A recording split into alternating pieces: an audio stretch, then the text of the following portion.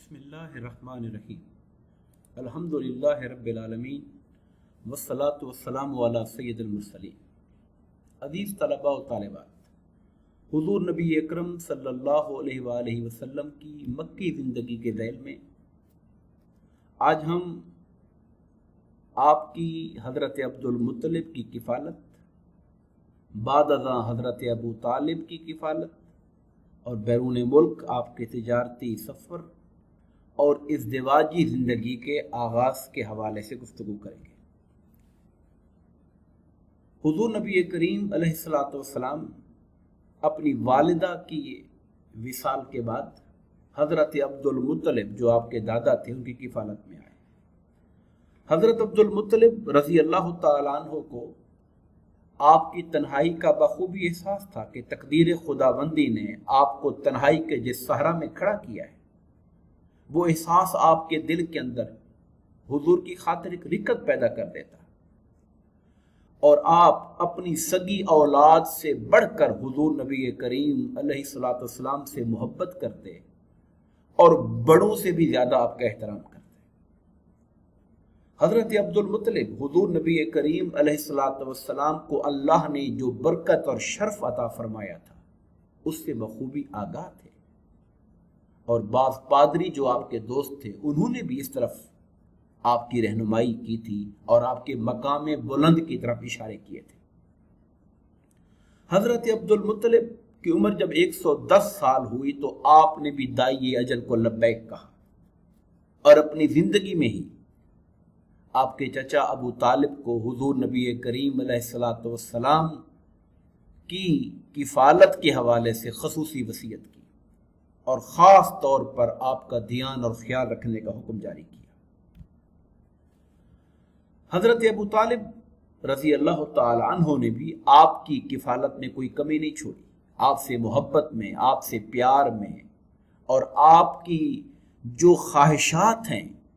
ان کی تسکین و تعمیل کے لیے جو ان سے بن پڑتا تھا وہ انہوں نے کیا،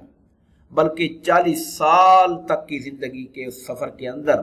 انہوں نے اپنی تمام تر حمایت، تمام تر اپنی مدد و نصرت حضور نبی کریم علیہ الصلوۃ والسلام کے ساتھ رکھی۔ جب مکہ سارا آپ کا اعلان نبوت کے بعد مخالف ہو چکا تھا، حضرت ابو طالب پوری طاقت کے ساتھ آپ کے ساتھ کھڑے رہے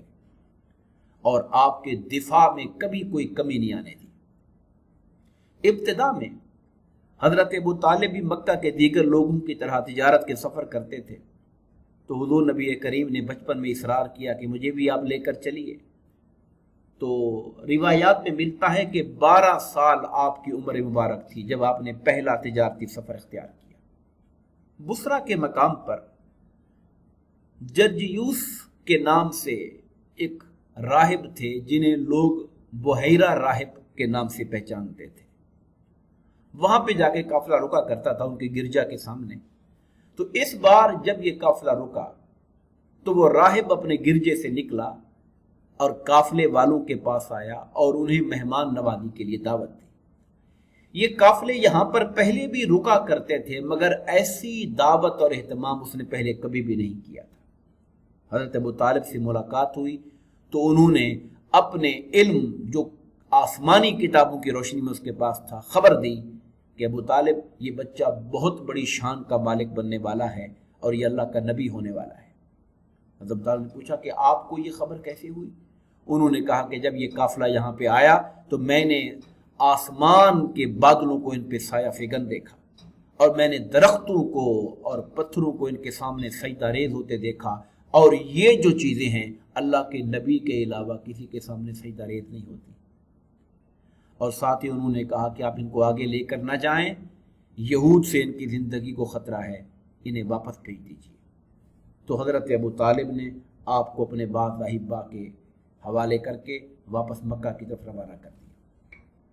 حضور نبی کریم علیہ الصلوۃ والسلام کی عمر مبارک 25 سال ہو گئی تھی، اور آپ کی دیانتداری، آپ کی صداقت، آپ کی معاملہ فہمی، کاروباری لین دین کی جو آپ کا فہم تھا، اس حوالے سے آپ کی شہرت تھی۔ حضرت خدیجہ رضی اللہ تعالیٰ عنہ مکہ مکرمہ کی ایک امیر خاتون تھی، ملکہ عرب کے لقب سے انہیں یاد کرتے تھے۔ بیوہ تھی، اور اپنا سامان تجارت مزاربت کے اصولوں پر تجارت کے لیے کسی کے حوالے کر کے روانہ کیا کرتی تھی۔ تو وہ اس انتظار اور تلاش میں رہتی تھی کہ مجھے کوئی زیادہ سے زیادہ جوہر قابل رکھنے والی شخصیت ملے جن کے حوالے میں اپنا مال کروں۔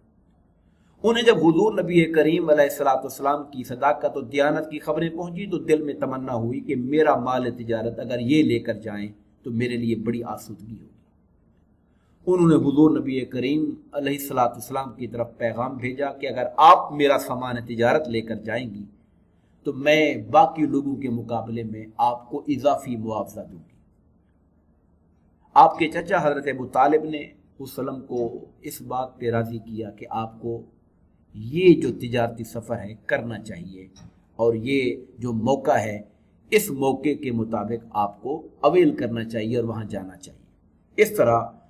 حضور نبی کریم علیہ الصلوۃ والسلام حضرت خدیجہ کا سامان تجارت لے کر ملک شام روانہ ہوئے۔ اس سفر میں حضرت خدیجہ الکبریٰ رضی اللہ تعالی عنہ نے اپنا ایک غلام میسرہ جن کا نام تھا وہ حضور صلی اللہ علیہ وسلم کے ساتھ روانہ کیا تھا۔ حضور کی خدمت بھی کریں گے اور تجارتی معاملات کے اندر حضور نبی کریم علیہ الصلوۃ والسلام کے ساتھ رہیں گے۔ میسرہ جو حضور کے ساتھ پورے سفر میں رہے، جانے سے لے کر واپس آنے تک، وہ حضور کے تمام افعال کو، آپ کے اعمال کو، دن و رات کو، اخلاق کو، تقوی کو، کردار کو دیکھتے رہے بغور، اور آپ کا معاملہ تجارت میں کیسے ہوتا تھا، لوگوں کے ساتھ آپ کا اخلاق کیسا تھا، دیانتداری کیسی تھی، اور پھر اللہ تعالیٰ نے اس سفر تجارت میں منافع بھی توقعات سے کہیں زیادہ دیا۔ جناب میسرہ نے یہ سارا حال احوال جو دیکھا تھا اور جو برکات وجود مسعود نبوی کی دیکھی تھی، ان سے حضرت خدیجہ کو آگاہ کیا۔ اور حضرت خدیجہ رضی اللہ تعالی عنہ جو پہلے 2 شوہروں سے بیوہ تھی اور دل میں ارادہ رکھتی تھی نکاح کا، مگر انہیں شہر مکہ کے اندر کوئی قابل اعتبار رفیق سفر انہیں ابھی تک نہ ملا تھا، تو ان کے دل میں خیال یہ جاگزی ہوا کہ مجھے انہیں پیغام نکاح دینا چاہیے۔ تو روایات میں یہ ملتا ہے کہ انہوں نے اپنی ایک سہیلی نفیسہ کے ذریعے حضور نبی کریم علیہ السلام کو پیغام نکاح دیا۔ حضور نے اپنے چچا حضرت ابو طالب سے مشورہ کیا، اور حضرت ابو طالب کو یہ جو تجویز تھی یہ بہت پسند آئی، اور آپ نے کہا کہ آپ اس شادی کے لیے تیاری کریں۔ حضرت خدیجہ رضی اللہ تعالی عنہ کے چچا زاد بھائی حضرت نوفل جو آسمانی کتابوں کے بہت بڑے عالم تھے، انہوں نے اس آنے والی بارات کا استقبال کیا۔ حضور نبی کریم علیہ الصلوۃ والسلام کی بارات میں آپ کے چچا صاحبان حضرت ابو طالب، حضرت امیر حمزہ اور دیگر معززین قریش شامل تھے۔ خطبہ نکاح حضرت ابو طالب نے پڑھا۔ مہر میں، نکاح کے مہر میں 20 اونٹوں کو تعین کیا گیا اور ادا کیا گیا، اور اس طرح حضرت خدیجہ رضی اللہ تعالیٰ عنہ کے ساتھ آپ کا نکاح ہوا۔ جب نکاح ہوا تو حضور کی عمر 25 سال تھی اور حضرت خدیجہ رضی اللہ تعالیٰ عنہ کی عمر 40 سال تھی۔ جب تک حضرت خدیجہ رضی اللہ تعالیٰ عنہ حضور کے نکاح میں رہیں، نبی مکرم صلی اللہ علیہ وسلم نے آپ کی زندگی میں دوسرا نکاح نہیں کیا، اور اللہ تعالیٰ نے آپ کو جتنی اولاد دی سوائے ایک بیٹے حضرت ابراہیم کے جو حضرت ماریہ قبطیہ سے تھے، باقی ساری اولاد حضرت خدیجہ رضی اللہ تعالی عنہ کے بطن مبارک سے ہوئی، جن میں آپ کی 4 بیٹیاں حضرت زینب، حضرت رقیہ، حضرت ام کلثوم اور حضرت فاطمہ الزہرا رضی اللہ تعالی عنہ تھی، اور آپ کے ایک بیٹے عبداللہ طیب اور طاہر جن کے لقب تھے، وہ بھی حضرت خدیجہ سے ہی پیدا ہوئے۔